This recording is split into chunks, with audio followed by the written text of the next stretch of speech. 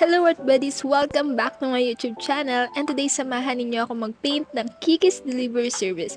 Also, bibigyan ko kayo ng mga tips or motivation ko pag nagpe-paint ako. Disclaimer lang guys hindi ako super duper expert Based lang ito sa mga experience ko as an artist. My number one tip guys is, you're not perfect. We're not perfect. Even me, hindi rin ako perfect. Pero as an artist, di ba, meron tayong paniniwala na dapat lahat maging perfect kasi perfectionist tayo. Pero natural lang yan guys. Makakagawa at makakagawa tayo ng mga artwork na hindi natin magugustuhan. Kahit ako, may mga artwork ako na hindi ko nagugustuhan. Kaya naman pag may time na talagang feeling ko na pressure na ako sa pagiging perfectionist ko, nag-stop muna ako. Kasi ayokong pinipressure yung sarili ko na makagawa ng super duper gandang artwork to the point na hindi ko na alam kung ano yung ginagawa ko. Just always remember na we're not perfect and it's okay to make mistakes. And dito na papasok ang aking tip number 2, which is to take a break. Well guys, sobra talagang halaga na magkaroon kayo ng break time for a while. Kasi if lagi ka nagdo-drawing, like buong week nagdo-drawing ka, well, may possibility talaga na ma-burnout ka, which is sobrang dapat talagang iwasan. Kasi ako dati, lagi ako nagdo-drawing araw-araw guys, to the point na yun na yung ginagawa ko paggising ko hanggang bago ako matulog. Which is hindi talaga good for us. Kasi guys, too much is not also good for us. Kaya naman take a break and find some different hobbies, diba? Para balance lang. And also for the third tip and reminder na rin guys, do not compare your artwork to other artists. Sobrang halaga niyan guys. Ako din lagi kong pinapaalala sa sarili ko yan guys. Kasi what makes you unique is your own art style. Meron tayong kanya-kanyang art style. Doon tayo komportable. Kaya naman, huwag mo ikumpara yung sarili mo sa iba. Isa rin talaga to sa mga laging ipinapaalala ko rin sa sarili ko na hindi ko kailangan ikumpara yung sarili kong artwork sa ibang mga artist kasi nga may kanya-kanya tayong art style. For example, yung artwork mo is hyper-realistic tapos kino-compare mo sa hindi naman hyper-realistic, which is hindi naman maganda yon kasi nga iba yung ginamit natin na art style doon and yun yung paraan natin ng pag-express sa sarili natin, di ba? And guys, take note of this. Mas mag-e-enjoy ka kung hindi mo kino-compare ang sarili mong artwork sa iba. And second to the last tip ko guys is, don't always rely on people's validation.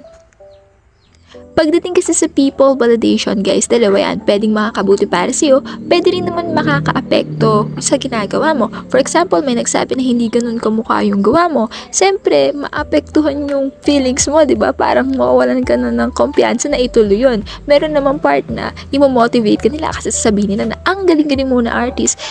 Pero nakakasama din yun guys. Kaya huwag tayong masyadong umasa sa people's validation. Pero to be honest guys, hindi naman talaga natin maiiwasan yung mga ganito. It's part of our journey. What we can do na lang is to lessen them.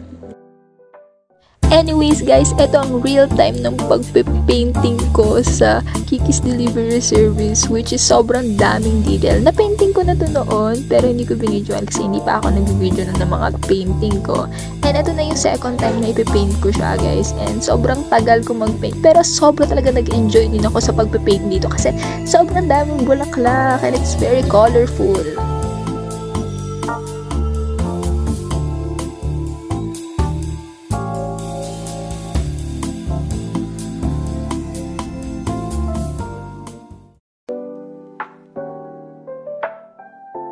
And my very last tip guys, which is to be confident.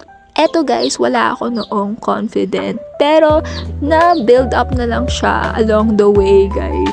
And ang pagiging confident guys, process yan. Kaya huwag kayong mag-alala. Napakahalaga talaga na confident ka pagdating sa artwork mo guys. Kasi yan na magpapakita sa mundo kung gaano ka kagaling na artist, diba guys? Confident ka na artist guys, malalaman mo na yung worth mo as an artist, diba?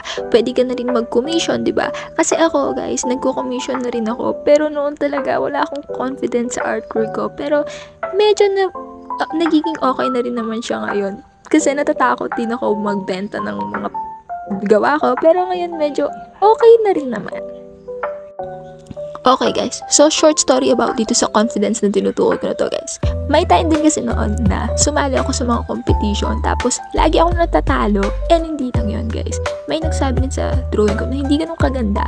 So ginawa ko, sinarili ko na lang. Kaysa naman sa may magsasabi na hindi ganun kaganda yung drawing ko, hindi kamukha, kaya naman ang ginawa ko talaga, ako na lang ang makakakita, hindi ko na pinakita. Hanggang sa one time, nung grade 9 ako, nag-post ako sa Facebook ng drawing ko. And may mga nag-heart. And doon na ako nainganyo na okay naman pala mag-post. And hanggang ngayon na guys, na nag-post na ako sa TikTok, sa Instagram ko, ng mga artwork ko. Pero like what I've said nga guys, hindi pa rin maganda talaga na umaasa lang tayo sa sinasabi ng ibang tao. And that's my top 5 reminders and tips ko na rin sa inyo as an artist. Ngayon naman guys, let's talk about what I'm painting right now, which is Kiki's Delivery Service. Isa rin ito sa mga Ghibli Studio na paborito kong movie. Well, lahat naman ata paborito kong movie, diba? Kung hindi niyo pa ito napapanoodan guys, nako, highly recommended, panoodin niyo itong Kiki's Delivery Service. Isa to sa mga pinakamagandang palabas ng Ghibli. Bukod sa sobrang nakaka-relax nito, ay sobrang ganda rin ng drawing and kamukha ni Snow White yung bida dito, which is, hindi ko na rin alam yung pangalan. Actually, akala ko si Snow White yun nung hindi ko pa napapanoodan and iba pala siya. Kasi yung character, kahawig ni Snow White, like may short hair siya, tapos may headband siya na color red, tapos blue yung damit, diba? Parang si Snow White. Yung pinakaunang version ko na ginawa ko nito is dun sa sketchbook ko na scribble pa, guys. Yung mga sketchbook ko nun, puro scribble no? And yung ginawa ko nun na ganito is maliit lang na version, ngayon malaki naman siya. Napagkamalan ko pa to dati na ito yung bahay dun sa My Neighbor's Totoro, pero hindi pala, guys.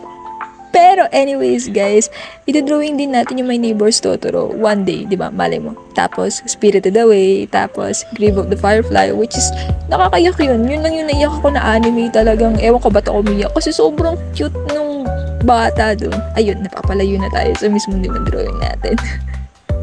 Mahilig talaga kasi ako sa mga Ghibli movie kasi sobrang chillax lang ng vibes nila. Kapag gusto mong mag-relax, pwede mong ulit-ulitin guys, hindi nakakainip.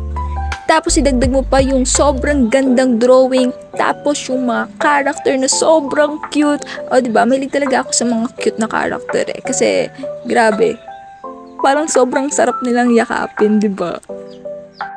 Feeling ko tuloy ang sarap magtrabaho sa Ghibli Studio kasi nga, diba, magdo-drawing ka doon, tapos gagawa ka ng isang movie na napakadami yung nagmamahal. Parang ang sarap lang sa feeling na napakadami mong napapasayang mga tao.